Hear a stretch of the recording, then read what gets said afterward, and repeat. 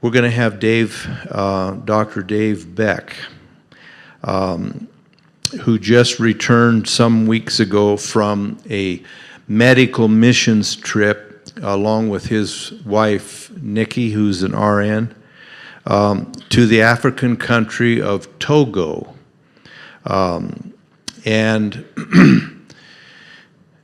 there will be possibly a couple of slides that might bother people who are a little squeamish, okay?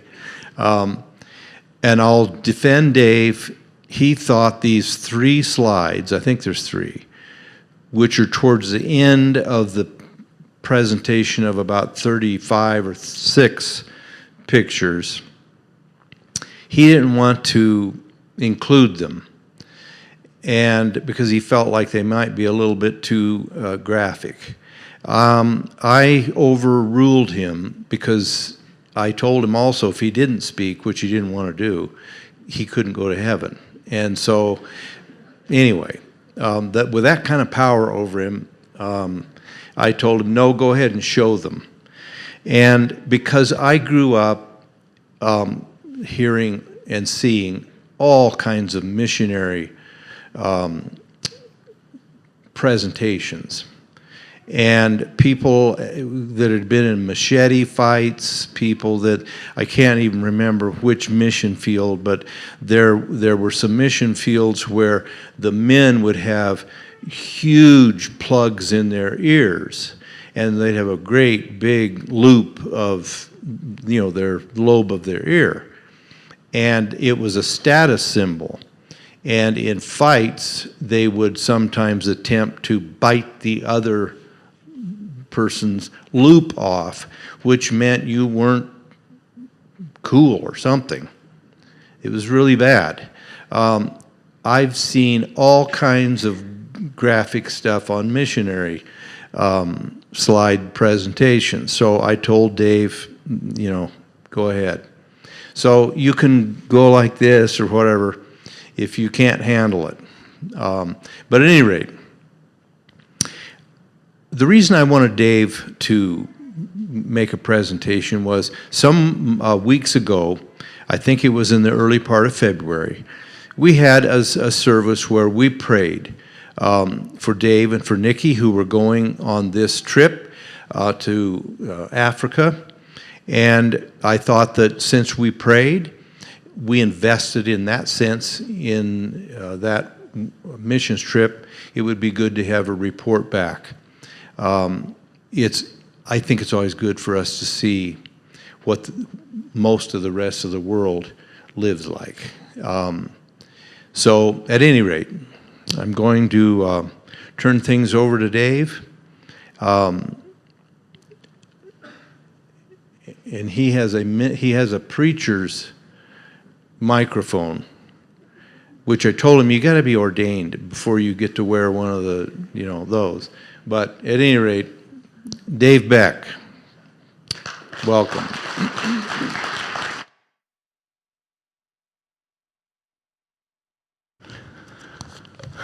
Good morning. As Pastor Dan just mentioned, when we did return and I came to church that Sunday, he asked for me to talk, and I asked him if that would be maybe on a Wednesday night or maybe a Tuesday at noon Bible study, and he said no, on Sunday. And I said I really didn't feel comfortable with that, and he said he wouldn't pray for me anymore if I didn't, so here I am.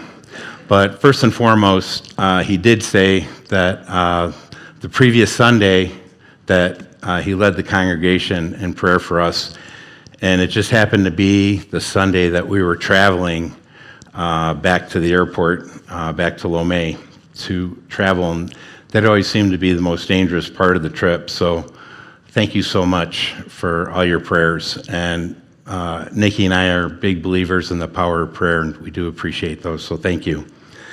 So, without further ado, we went to Togo, Africa, which I didn't get the greatest pictures. Lagos is there, and then Benin. So it's a little skinny country right on the coast there. On the next slide, you can see the country. So all these countries were colonized back in the day along the coast, and Lomé is the capital, and that's where you fly into. But the Hospital of Hope is up in a little town called Mango, which is all the way north, probably about an hour south of that border. And that border there is Burkina Faso, that country right above it, is right where there's a lot of Islamic terrorist radicals. And one of the reasons that there's so much fear in going there, to take it back a couple years, in 2015, Dr. Canfield presented me the first opportunity to go on a mission trip, and he goes, we worked through Samaritan's Purse, it's World Medical Missions, and he goes, we like to go to a country called, he goes, I've been going to a country called Cameroon, which is a couple countries to the east of that one, and I was like, medical mission, that sounds great, but where? And he said, Cameroon. I go, where's that? And he's like, Africa. And I'm like, why? And he says, that's where we're needed. And there's a program called PACS, Pan-African Academy of Christian Surgeons. And what they're doing is creating training. It's actually a residency program, just like we train as residents here in the United States. They're training the African nationals that have gone to medical school and want to be surgeons. They're training up surgeons to serve Africa. But here's the bent, in a Christian sense, and with prayer and Bible study. And so not only training surgeons, but basically disciples to go out and take care of their villages and their smaller cities. So back in 2015, he said Cameroon, so I went and looked up Cameroon, and it said the Boko Haram are active in the northern part of the country. The HIV rate is about 50% of the population, and I presented it to my wife to say, hey, I'd like to go on a mission trip. And she said, great, and where? And I said, Cameroon. And when she looked it up, she's like, I don't think that's a good idea, Dave. So back in 2015, I went back to Dr. Canfield and said, we really don't feel comfortable, and no, I think I'm going to take a pass on this one. And when he returned from that mission trip, he proceeded to tell me that he spent most of his OR days doing hysterectomies because the African population has a large percentage of fibroid tumors, which happens in the uterus and causes bleeding and pain. And I felt very little at that point, and my heart dropped to say, hey, I didn't go. He goes, but, probably going back in a little while, we'll talk. And sure enough, beginning of 2016, he said, Dave, I'm going back to Cameroon. I want you to think about and pray about it. And I go, Chris, I will, and I did. I prayed a lot. And one morning he walked into the OR surgeon lounge where we were both waiting to do surgery, and he walked in and he goes, hey, Dave, did you pray about it? Would you go? And I didn't think about it. It wasn't something that I just answered. It just came out of my mouth. I said, I'm in. And he was like, really? And I said, yeah. But I go, you're going to have to tell my wife. So back in 2016, went to Cameroon. 2018, we went to Cameroon. And it's an awesome experience. Teaching the residents, because they're literally, usually in these smaller villages and towns, they're the only surgeon there, so they do need to know the gynecologic half of it and how to do C-sections. And training the residents, how to do C-sections and bringing them in, working on these uteruses. It was a great experience. And I mean, they're all trained to pray. We pray over all the patients before you start operating. When we're on rounds, we pray with patients and their families, and a really, really incredible experience. But then COVID hit, and they stopped doing a lot of the missions. Civil War kind of broke out in Cameroon, and they had trained enough residents over the years that the residents were actually taking the faculty positions and training up those surgeons. So Dr. Canfield came to me a couple months ago and said, hey, how about going to Togo? I'm like, where's Togo? And he said, Africa. And I said, yeah, you know what? I haven't been for a while. I'm in. And then when I went home and talked to Nikki, Nikki goes, well, I want to go too. I was like, awesome. So she had renewed her nursing license when the boys went to college years back in hopes of doing some mission trips, but she went back to work. She was originally a peds ICU nurse, but went back and worked at the hospice house and was using her license and taking care of people and enjoying it. So when we asked Samaritan's Purse, in Togo, my wife's a nurse. I'm going to be doing the medical, the OB-GYN, working on labor and delivery and hysterectomies. I go, my wife would like to be an RN. She renewed her license. They said, well, to be an RN, you have to commit to 90 days. And I was like, oh, we're only going to be there 3 weeks, because there's like half a week of travel on each end of that. And they said, well, she can still come as your wife. And Nikki was very disappointed. And I was like, no, because you can be my personal assistant. And she's like, not too excited about that. But what it meant was that she was in on the deliveries. We went over to the hospital, and she learned how to scrub to be able to come into the OR. And she goes, well, I'm gonna know how to scrub, but I'm not going to be able to help. I go, no, an extra set of hands in the OR is always appreciated. And she says, okay, well, let's do this. So we get to Togo, and can you put the pictures back up? Yeah. So when we land in Lomé, we have to spend the night in Lomé because it's an 8-hour trip up to Mango, where the hospital is. And then they bring the missionaries, the short-term missionaries that are going home, they bring them down the day we're traveling there, and then they spend the night, and then they bring us back up. It's an 8-hour van ride up to Hospital of Hope.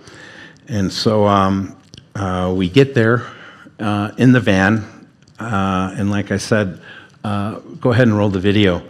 Part of the most dangerous, probably the most dangerous part of the trip is actually traveling the 8 hours.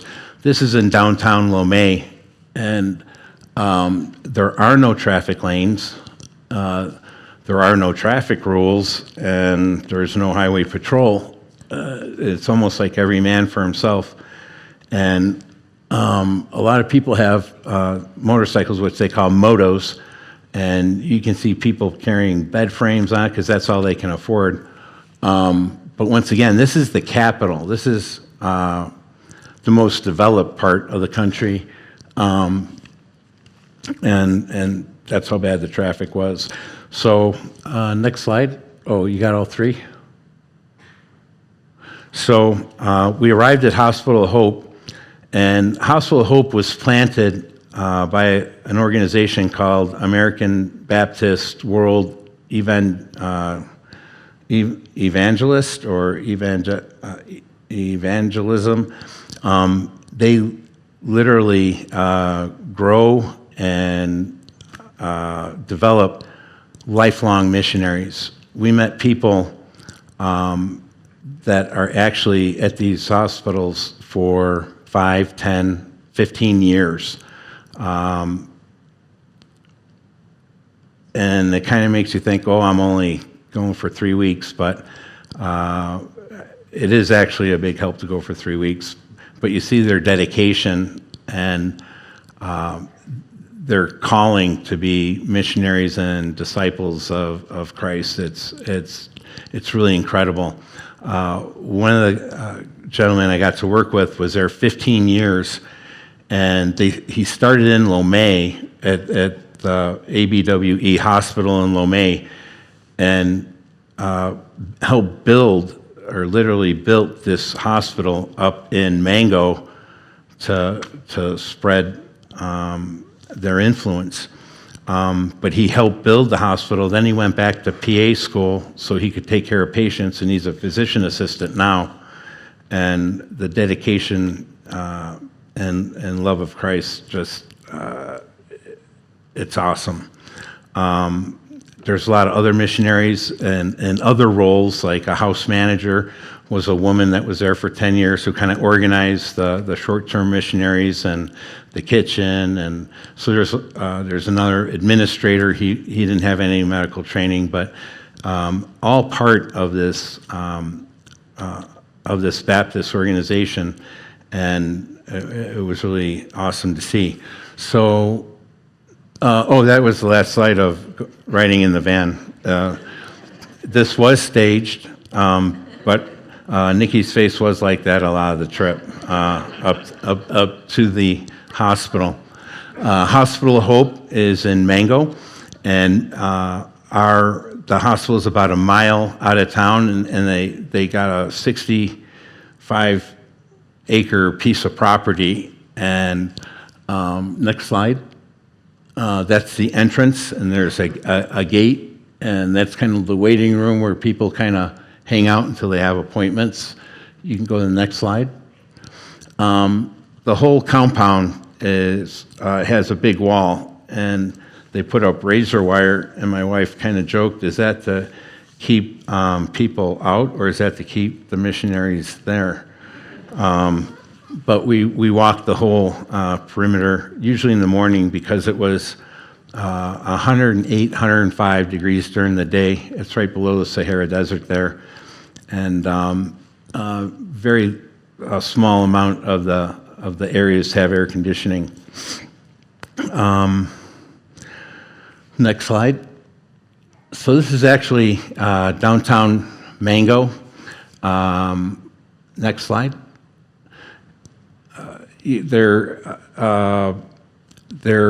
Some of their buildings have electricity. Very few have running water. Next slide. That was us. We got to make 2 trips to town during our 3 weeks there. Dr. Canfield is there on the left, my wife in the middle, and that midwife that I was talking about, Dr. Elizabeth, she does have her doctorate in midwifery. She's the person I spent the most time with on labor and delivery, and she was learning how to do C-sections to help the surgeons out because they didn't have enough general surgeons there. And their residents that we were supposed to train were on break while we were there.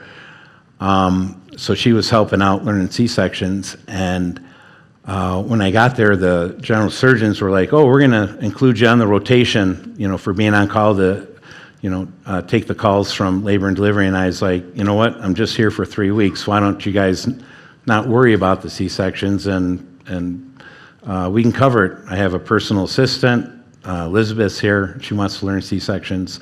So we did all the C-sections, and Elizabeth became proficient enough that the general surgeons, when we left, they're letting Elizabeth do the C-sections all on her own now. So general surgery's not even covering her, and said, "Oh, call us if you run into problems." So I think it was really productive in that part of our trip that we were a blessing in that part. Next slide. My wife's favorite part of the mission trip, of hanging out with the kids. Next slide. Street food. So that's where they're cooking. Once again, very little electricity. no running water. They do all their cooking over fires. Next slide. That is the butcher shop, which I hope we didn't eat from. I think our food on the Mission Guest House was more prepared and more American. It wasn't traditional African food. Next slide. So this is outside the bakery. Once again, everything's run on fires. Next slide. And that's actually inside the bakery, and they made excellent bread. So we did get some of that while we were in town. Next slide. My wife was impressed with the tailors. It's 80% Muslim there. And in the shop, I think you can see that sewing machine is pedal operated, and then their ironing was the irons that you actually build a fire, put your coals in there, and iron out your clothes. So, next slide. This was, no, we're back at the hospital now. So this was OB clinic day. It's like usually 70 to 80 patients come, and there's 4 exam rooms, and it's a small proportion of the population that can even afford actually coming for care, but the nurse midwives and are just extremely busy. Can you go to the next slide? These are some of the midwife nurses on labor and delivery. Next slide. I thought I had some more pictures of labor and delivery, but I think these are mostly the nurses. Next slide. Those are our clinic nurses that help us see all the patients. Next slide. So our postpartum ward, after you're on labor and deliver, you know, here you have your private room, you deliver in your room, and then they convert it over and you have your bathroom and place for the baby. On these wards, there's about 20 spots, beds that are about 3 feet away from each other. And when you're admitted to the hospital, no matter what, not just labor and delivery, your family is responsible for taking care of you and feeding you. The nurses take vitals and pass meds, and we go on rounds and make sure everybody's doing okay, but the personal care is all on your family. This is grandma bathing a baby. I thought that was just an ingenious way of giving a baby a bath. But if you notice, that is a full-term baby that is doing really well. And if that baby was in our nursery, you would think that it was maybe a premature baby or, you know, there's something wrong with that pregnancy. But that's what, that's the population that lives there. They're extremely poor, malnourished. They don't get any micronutrients. Their diet is basically, and it's not field corn, it's not something, or sweet corn or even field corn, it's some relative of corn that is grown there in Africa that they make a thin porridge out of, and that's what they eat 3 meals a day. Rarely do they get protein. And, you know, on labor and delivery, it's normal for 2 to 3 times a week. We just have an intrauterine fetal demise, a stillborn that almost made it to the due date, but didn't, and they have to be induced and delivered. Our hemoglobins, that's your blood count, that counts how much blood is circulating in your system, is 12 to 16 is normal. Some of our pregnant patients might drop down and be called anemic if they're 11.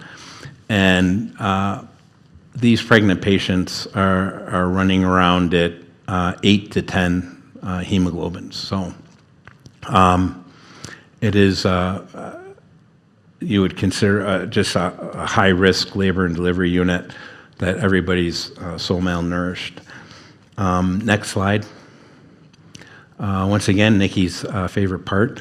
So, as I told you, my wife didn't think it was going to be that exciting or fun being my personal assistant for 3 weeks. When we got into the OR and she was able to help with C-sections and scrub and take care of babies, she lit up. It was really great. We go to the next slide.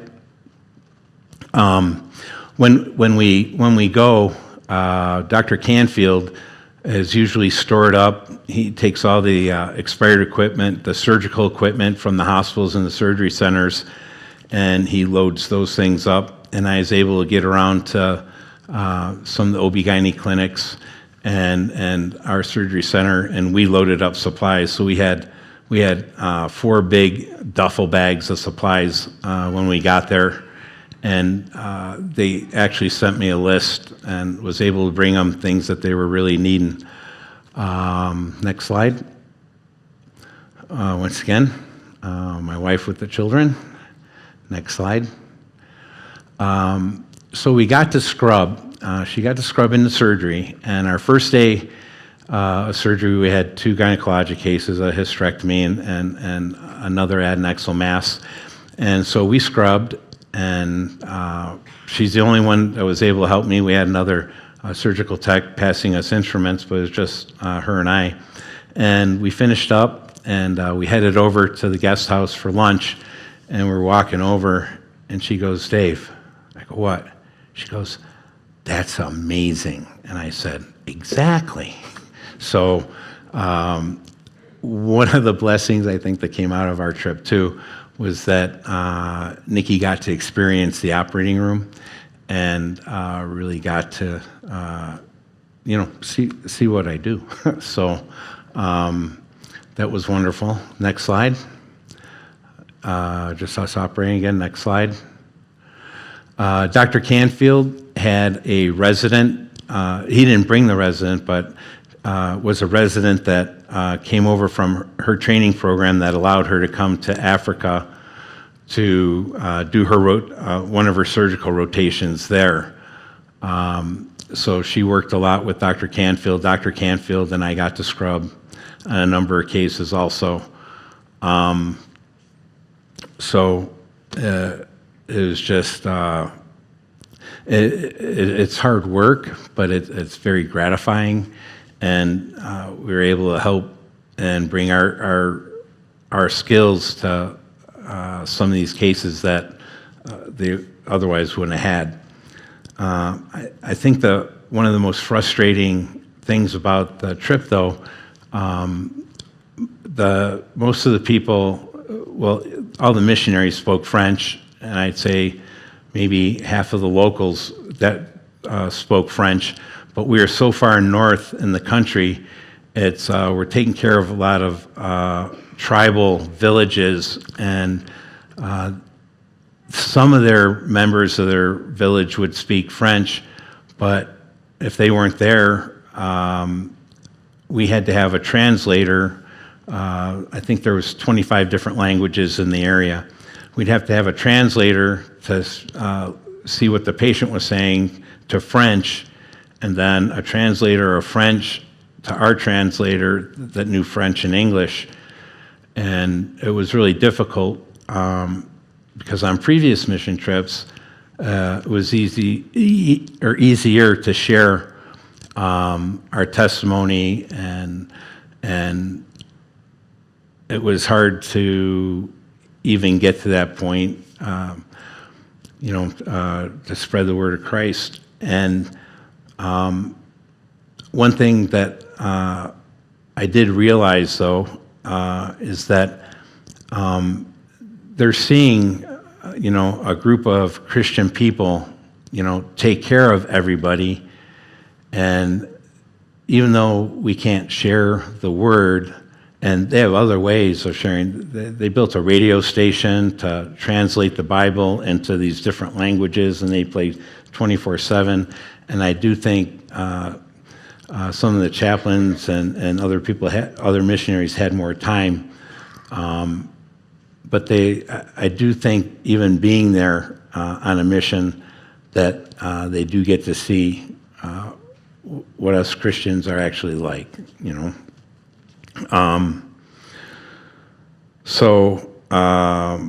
And in the same breath, that with that hospital being there for the last 9 years, they've planted 4 to 5. They're working on number 5 churches in these villages around the hospital. So I know that we are making a difference, and people are coming to Christ with us there. I think the best part of the trip was really being able to teach the residents when they were there, and Elizabeth, being able to teach them, bringing up maybe a higher level of care there on labor and delivery. My biggest blessing of the trip was having Nikki there for the whole time and working with her, and I thought that was one of my favorite parts.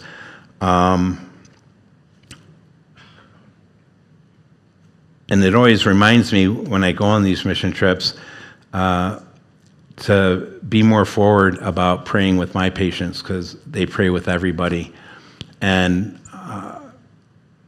as much as I like to, a couple times you go to pray with somebody here and they look shocked, and they're getting ready to go into surgery, and now I've added more stress onto them, and it kind of dampens my enthusiasm for that. But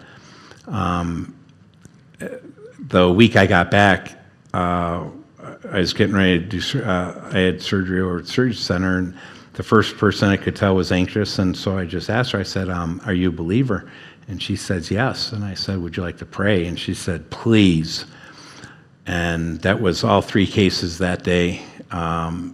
So I think going on the mission trips really helps to remind me that I need to continue practicing that with my patients and in my practice, instead of being afraid that I'm going to offend somebody or shock them. So I think my biggest, I don't know, are we going to go with the next 2 slides? We had 3 really big cases.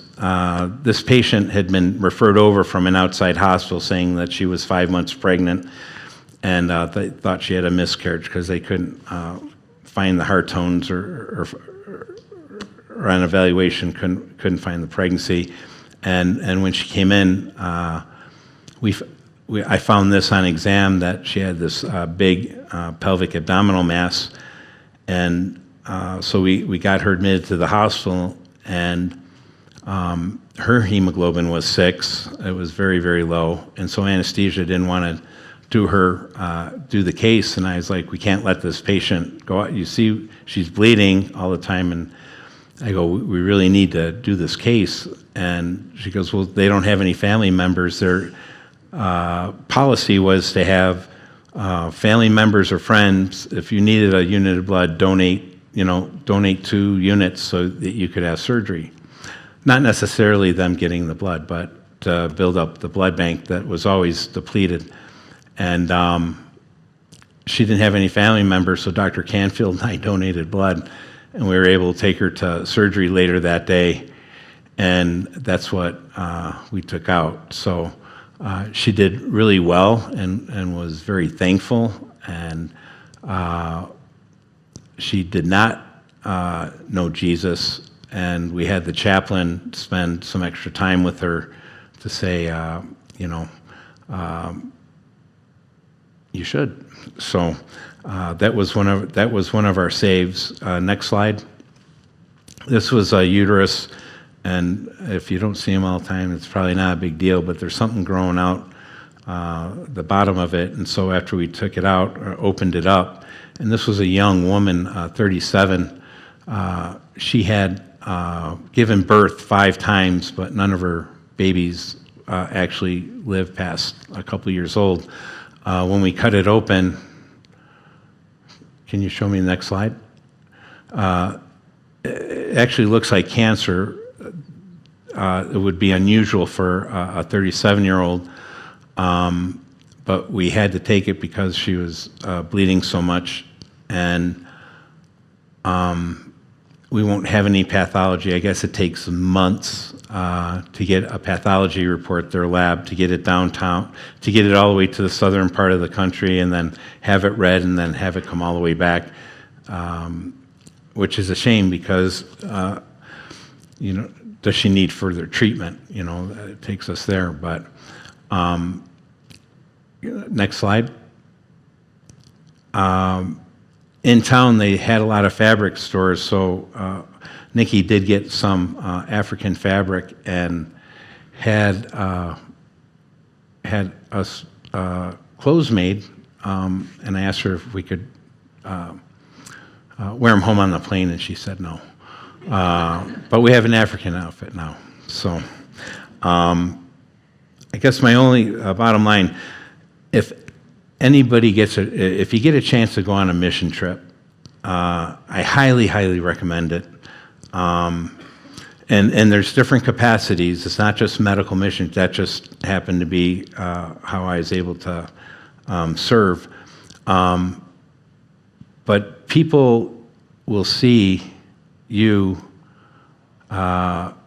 working for your Lord, and they will see Christ in you, even if they don't come to Christ that trip.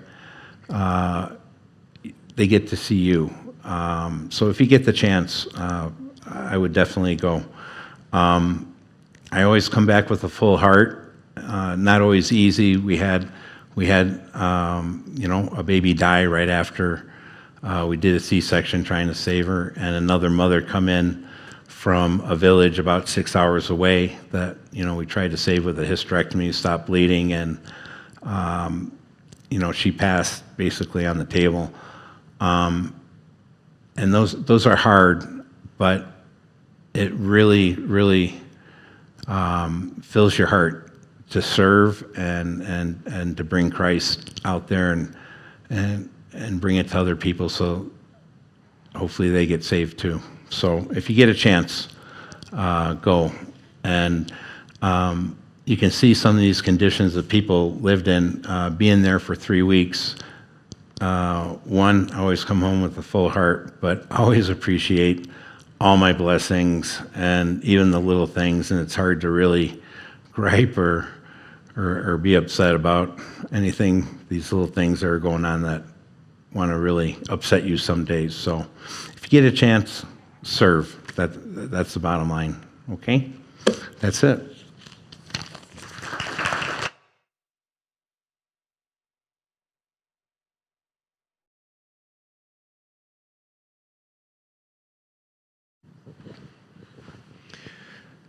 I mentioned in the first service that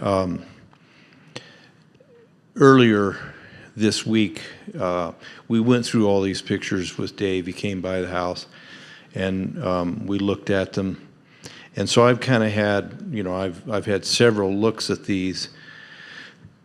And I think the thing that it does to me, this week particularly, I've just been reminded of what little most of the world has, how much we do have, and how frequently I still am quick to complain. And I mentioned an illustration just this morning. I walked into the sanctuary for the first service, and it felt cold. And so, of course, I got to figure out why it's cold. Now, what does cold mean? Well, it's probably 68. You know what I mean? And we can't tolerate that. And I won't point my finger at you. I'm talking to myself. It was cold driving to church this morning in my little Civic that I drive around, I've had for 25 years. And the defrost wasn't working very good. And the steering wheel, in my pickup, I have a steering wheel heater. And it's bad if that doesn't work. And this old Civic doesn't even have a steering wheel heater. Can you believe it? We're pathetic. We need to be thankful for everything we have. And it comes from God, because wherever in this globe the gospel goes and it is received and lived, these blessings are part of it. And where the gospel isn't, is where we're needing to take it. And I feel that even though we didn't leave town,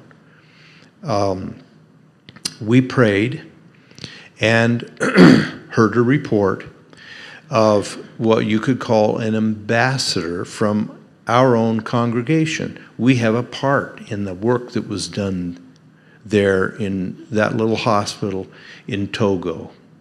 So it does my heart good, if it doesn't do anybody else's, to remember the blessings we have, the privileges that we have, that so many in the world don't. So I appreciate Dave's report very much. Glad you were able to do it, Dave. And now I'll pray for you, you know, and you will go to heaven. Let's bow our heads and we'll have a word of prayer and be dismissed. Father in heaven, we thank you again for every blessing we have. You have, like Jeremiah said, you daily load us with benefits. And all that we enjoy and sometimes come to expect too much comes from your hand. We could just as easily been born somewhere else in extreme poverty, but we were born here. You've blessed us, and you will hold us accountable to what we do with all the surplus that we have. May we go today, Lord, with a new appreciation for your blessings and a new sense of awareness and compassion for those in the rest of the world that have virtually nothing. We pray these things in Christ's name. Amen.